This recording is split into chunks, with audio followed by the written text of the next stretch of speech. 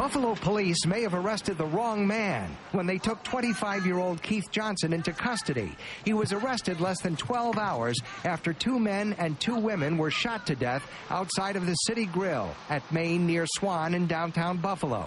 4 men were wounded, 1 critically. A relative of the critically injured man, Demario Vass, who was shot in the head, told me Johnson was his good friend and that he was also friends with one of the people fatally shot, Tia McNeil. He didn't do it. I suggest that the police take his picture up to some of the shooting victims and let them identify him, and they'll tell the police that he's not the shooter. Well over 100 people are believed to have been at the scene.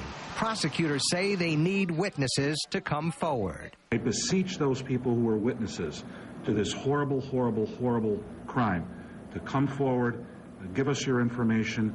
We will work with you. We will do everything we can to protect and guarantee your safety. Don't tell me that. It's not my son. It's not my son. It was a horror scene outside of the City Grill at 2:30 Saturday morning. There were cries and sobs that pierced the early morning air. Tiffany Wilhite was one of the 4 who lost her life. Her cousin made an impassioned plea outside of the restaurant. Put the guns down. Fight with your hands. Let them at least wake up the next day with a couple bruises. Fight again. Put these guns down.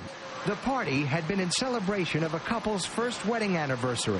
A Buffalo man returning from Texas to his hometown with his wife to share good times with family and friends. The groom was among the dead. The City Grill says it is cooperating fully with the authorities.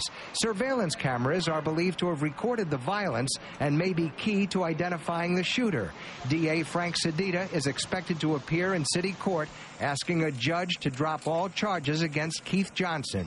Relatives of the victims are hoping people who may know the identity of the shooter come forward. I hope that somebody just catch him. Catch him as soon as possible. Don't let him get out of town. Do not help him. Do not help. That's the message. Do not help. I'm tired of you talking about no snitching and all this other stuff. Do not help these people. If they brave enough to get a gun, they brave enough to go to jail or hell. We have the names of those who were killed. Daniel Mackin was celebrating his anniversary. He was 30 years old. Willie McCaw was 26. 27-year-old Shawnita McNeil and 32-year-old Tiffany Wilhite. Reporting at the City Grill, Rich Newberg, News 4 Wake Up.